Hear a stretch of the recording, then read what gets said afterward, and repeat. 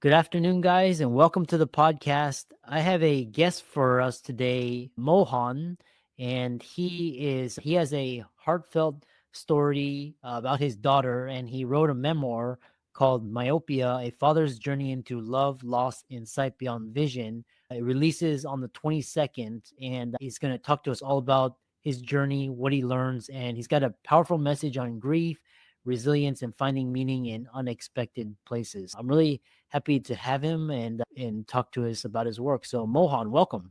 Thank you, Dr. Lou. Thank you for having me with you. Yeah. Briefly, everybody calls me Chris. And yeah, I know you chronicled your daughter's story. And so tell the audience and how you wrote the book. Actually, I cannot say that I wrote the book because the first book that I wrote, somehow the universe orchestrated me into writing a book because I had no intention of becoming a writer. I was a businessman. I have been a businessman all my life. I came out of businesses in 2015 when I turned 56, 57. And then I started trekking. And the one trek that I did in the Himalayas in Tibet, Mount Kailash is a holy shrine in Tibet that is revered by over 2 billion people in the world, by the Hindus, by the Buddhists, and by Jains. It's called Mount Meru also. So I did the trek at 19,000 feet in about 13 and a half hours in about 2 days. And everybody wanted to know my experience. Was it transformative? Did I see any angels? Did I see any devotees? Because it's so highly revered that people see many things when they go there. So everybody kept asking me, everybody in Mysore. So I thought instead of saying the same thing over and over again, I'd write a book. And I wrote a book and I got it edited by an American editor, and it did pretty well. It got won 3 awards in the US, and then it did pretty well in India too.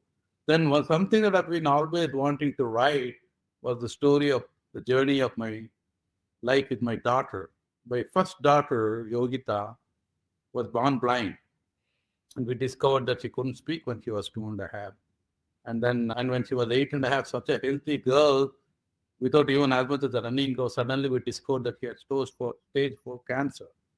And I was shocked. And so I went through an intense period of extreme hardship, mental tumult, great amount of distress in the 9 years of facing so many problems, along with my business startup problems and all that.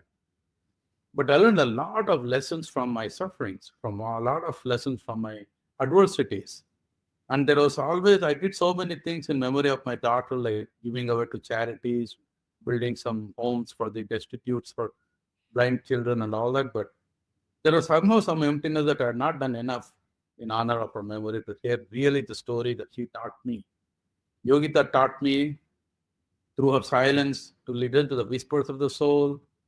She taught me through the fingers. She only could see through her fingers, but the fingers were so sensitive that and her innocence was so pristine. The first lesson that I learned from her was one of gratitude. See, when we sit and say gratitude, we thank the God for our family, we thank the God for the roof over our head, we thank the Lord for our food. But do you know where we should start first? We should thank the Lord for keeping all our organs intact, have given us a healthy body. Mm. We are not grateful that we can see, we can hear, we can smell, we can taste, we can speak. Have we ever said a prayer of gratitude? Out of 1 million people, there are at least 15, 20,000 people who will have one or the other problem with one of the organs.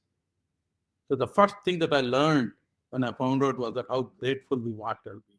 So many things in life we take for granted, especially what we have been blessed by the universe in terms of the healthy body. The very fact that you can see so many things and do so many things, you should be grateful for that. So gratitude she taught me. He taught me empathy, compassion, pristine innocence. There was no labeling or judging because she couldn't see. So it was pure innocence. So I taught so many things. But when I look around the world, especially in the West, you want to sidestep suffering. You want to avoid suffering. But when you look back at your life, tell me how many things you have taken away from your sufferings, what you call suffering. Because according to me, there is no such thing as suffering in Hinduism or Buddhism. We call it dukkha. It's called samsara, the dukkha from samsara. It's called existential angst. Because suffering is a kind of a reaction. Pain, there is hardship, there is disappointment. But what you internalize, self blame, self pity, anger, jealousy, why me? This is suffering. And Hinduism and Buddhism, we call the dukkha. So I wanted to share the lessons that I learned. Tell the world that just like you celebrate your joys, your happy moments, you should learn to celebrate your sufferings too, because you learn more. A disappointment, a job loss that steered you to a particular career. Like Dr. Lu today is doing what he did because of some betrayal or some disappointment or something that made him steer or change his course of direction. So when we go back and see who we are there because of the course corrections that have been made by life. Most of it could be disappointment, it could be failure, it could be betrayal, whatever it could be. Many things happen which he labeled as negative, but would have been the reason for putting you where you are today. But have we ever sat back and really reflected and said, yes, I should thank my sufferings. I should thank for all the hardships that I went through. I am today what I am because of that. Not only did it make me stronger, made me trust myself, but it also taught me resilience. So this is the lesson that I wanted to share. So I started a movement called Myopia and wrote a book. And the book is getting published this month end. Not that I'm here, God and universe has been kind to me. God has given me enough wealth. It's not sales that I'm after, but I want Yogita's story to reach as many people as it can. As many people it can to teach that this is what I went through. Look, today I'm happy, I'm settled. I know, because in Hinduism, we believe that when somebody dies very young, they die so because only there was this much of karmic debt left. That is why the daughter was there for only 8.5 years. She finished off her karmic debt and she became one with the universe, called the moksha, salvation. So in India, when children die, we keep the portraits in the prayer room because we believe that God. We call them Jivan Mukta because she is with God now. He has not taken any rebirth. So we know in Hinduism, we believe in rebirth unless our karmic debt is completely cleared. So we keep on reborning until we achieve salvation. Anyway, so in honor of my daughter, I wanted this story to catch the word, and I wanted all the readers to request to help me amplify my efforts so that the story can be heard and the sacredness of grief, the sacredness of suffering can be understood and appreciated. Interesting. Yeah, that's a wonderful introduction. And so there's two questions I have for you. The first is, here in the West, talk about the suffering, and a lot of the thinking here is, if this didn't happen, then I would be much better off. And so how does your book challenge this thinking where if something bad hadn't happened, you would be much better off? Yeah, you're talking about regret. See, regret is a useless emotion. You know why? Because what has happened, there is no other way that it could have happened in any other way. If I were to choose the life, I would choose the exact same life over and over again, over 100 times. Because there is no way that I would have been any like this if anything else has happened. Regret serves no purpose except self-blame, guilt, and self-pity. Remorse helps. Take corrective steps. But what purpose does regret serve? They say in the Bhagavad Gita, what happened, there is no way that it could have happened any other way. What is happening now, there is no way that it can happen any other way. What will happen in the future, there is no way that it will happen any other way. So do not have expectations. So if I could have, I should have, I might have, could have, they should have, might have, did not have, must not. So sabotaging your own mind. Please do not indulge in regrets. The difference between regret and remorse, you take corrective steps. Okay, if you have hurt somebody, you feel bad about it, make sure that you correct, you become a better person in the future. That's what life is about. So in the West, what is happening is they have a binary attitude, good, bad, happy, sad, winner, loser. Life is not like that. So don't, whatever happened, you have to take life with the perfections as well as the imperfections. Mm. I had, when Yogita was 2.5, my second daughter was born. She was perfect in any way, healthy and perfect. My son was born. But I admire the imperfections of the universe as well as the perfections of the universe. The second thing, the most important thing, Dr. Chris, never pity. If you pity somebody, you are putting yourself in a very high platform, pedestal, and judging. Oh, poor thing. I have so many things. She doesn't have. You have no goddamn business to do that. My daughter was very happy because she didn't even know what she was missing. If she Okay. found out that somebody was pitying her, she would have felt terrible and miserable.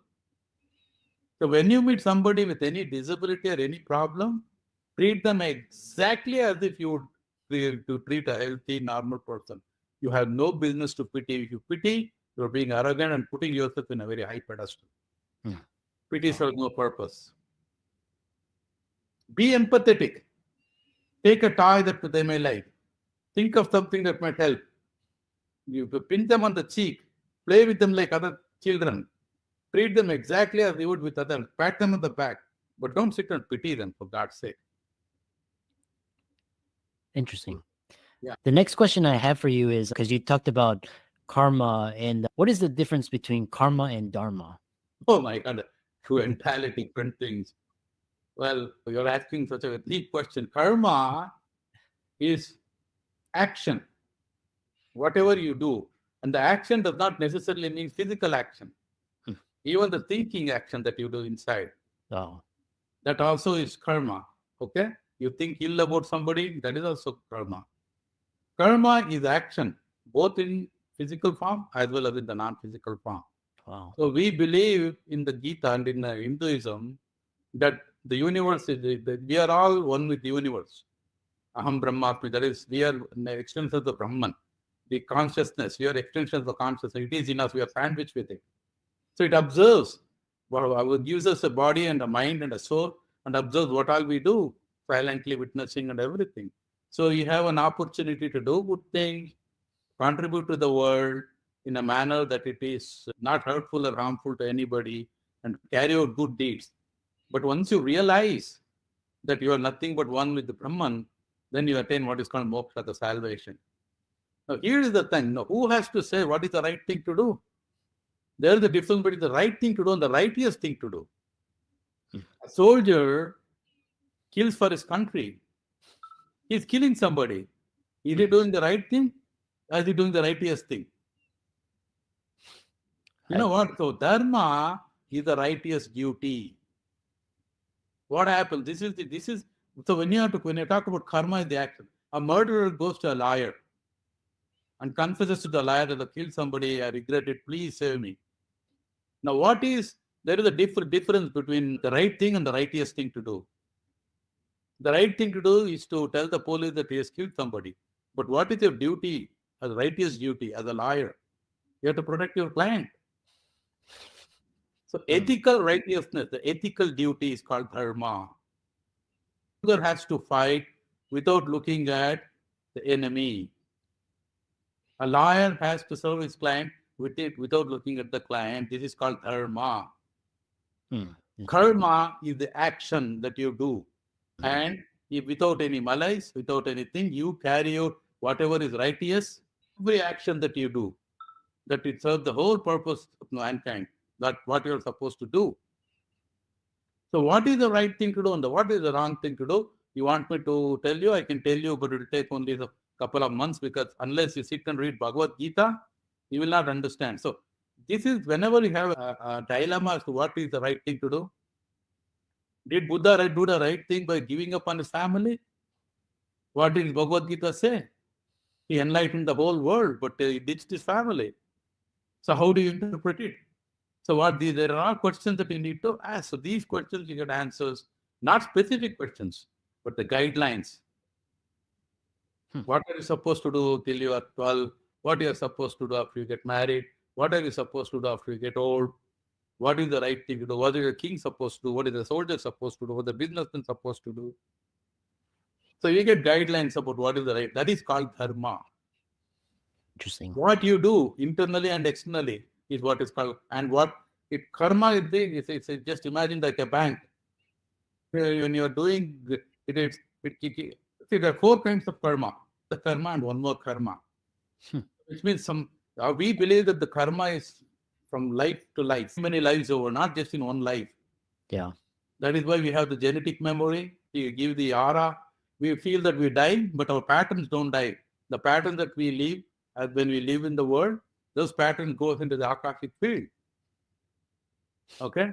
So if you have done good things and you have realized that you are nothing but one with the Brahman, then you become one with God. So you don't take the physical form anymore. You are pure, infinite intelligence that you are, basically. Interesting. So you got the difference between karma and dharma? Yeah. The way I understand it, the way it's viewed in the West is so. For example, they say that They karma. have bad karma. You do something bad and then you fall down, you have bad karma. It's Yeah. not as simple as that. It becomes only good karma as well as bad karma, whatever you do. Hmm. Okay? What you do as a human being in the incarnation of a person and the person, all the acts, all the actions, all the thoughts, processes, all the things that you do is called Mhm. karma. Yeah. The deeds. And Okay. So so when to go there is what is called the prarabdha karma, kinchita karma. What you do sometimes bad in this lifetime will get nullified in this lifetime only. hmm, Sometimes what you did in the past. So when you ask somebody why is it a bad that why some child that no fault of his, no fault of hers gets punished by God. So in Hinduism, the answer is that it is not because of the karma of this, because it's such a pure, innocent, lovely child. It hmm, is because of the previous Janma's karma that is. But you assume that he is suffering or he is suffering. He may be happier than you. What makes you think the blind person is unhappy? interesting. Yeah, you look at them and cry. Do you think a blind person looks at them and cry in the mirror? No, they don't. Hmm. You will make them feel miserable if you pity them. Interesting. Yeah. And in the way I like, they say that karma is 10 times, but dharma is like destiny. So, question for you is, and then why do some people like in here, you see a lot of suffering, bad things continue to happen to them, no fault of their own? Are they paying their karma from previous lives or what's going on there? See, number one, like I said, suffering, there is no such thing as suffering in the Eastern philosophy. It's Hmm. suffering is a reaction of the human mind in the West. To undergo hardship, it is up to you whether you suffer or not. You may be crying, but you won't be hating somebody, or you won't be scolding the doctor, or you won't be hating yourself, or feeling angry for what is going on. When you do those negative feelings, you let your little mind do those things, that is suffering. But when you accept it, when you embrace it, you'll be crying. When there's a loss of somebody, you'll be crying. But you won't be suffering. You will go through the instinctive motions that life has to go through. So, number one is suffering is something that you create. Mhm. Hardship and pain is something that the universe creates, Wow. whether to Yeah. test you or what. But suffering is something that you react and you create for yourself. So in the West, people are taking cognizance of the fact that suffering is in my hand, but the hardship is not in my hand. The events are not in my hand. So when a child dies, or when a child, you, there's no good or bad thing. Like you, what you consider suffering, somebody is undergoing deep pain, deep physical pain, physical distress, or caught in a tsunami, or whatever it is. So we want to ask why. There are four platforms, four perspectives. One is science, one is philosophy, one is spirituality, one is religion. Which answer do you want? From the Hindu religion, it is nothing but karma. Interesting. Yeah, from the spirituality, you have no question to ask. You have nobody to ask because it's a mystery. You will never know the answer. From the Mhm. scientific perspective, they'll say because of the El Nino effect, because of temperature difference, and because of the depression, suddenly the temperature went up to 42 degrees. The temperature difference created a low pressure area. Because the low pressure area, all the water came in. And then don't blame mankind or God. That's a natural phenomena. Yeah. And what do you want with the philosophical? You want to hear the interpretation of Nietzsche? He said, yeah, I'm all for Interesting. because you go to a dentist and he's pulling out your teeth for your own good, which you start kicking the doctor. No, you better start enjoying. You can't. There's nothing that you can do. Go for a prostate exam, somebody put something behind your back, they didn't know whether they're feeling bad about it. I'm not saying lay back and enjoy, but at the same time, there is something that is happening because of no, you're getting yourself cured. So it is you have to see four different perspective when you look at things like this. But simplistically, if you want an answer in terms of religion, yes, Hindu religion say it is a karmic. It is all be what is the karma that has been carried down from your previous life, especially if something happens when you are young, or the innocent, poor people. Suddenly there's a landslide, dozens of people die, others are all happy. Why it happened only to them, not to others? The other thing you mentioned was what I love is you're sharing these concepts from your daughters from the Eastern, and then you're this podcast is being broadcast to Western, and is going to introduce a lot of interesting concepts. And then what did you mean by you felt divinely inspired, and you felt the universe was writing? Because I had another guest who wrote a story as well, also but hers was talking about the COVID pandemic and the illness of society. Talk about how you got divine inspiration to write this book. See, this is how it is, Chris. Now, do you play tennis? I know how to, but I'm not, Okay. I'm not, Let's say that tomorrow you have no reason why. You just go to a store and then you pick up a racket and somehow something tells you go to a tennis court and 1 year down the road you become a tennis player. And he had absolute no plans of ever lifting a racket playing tennis.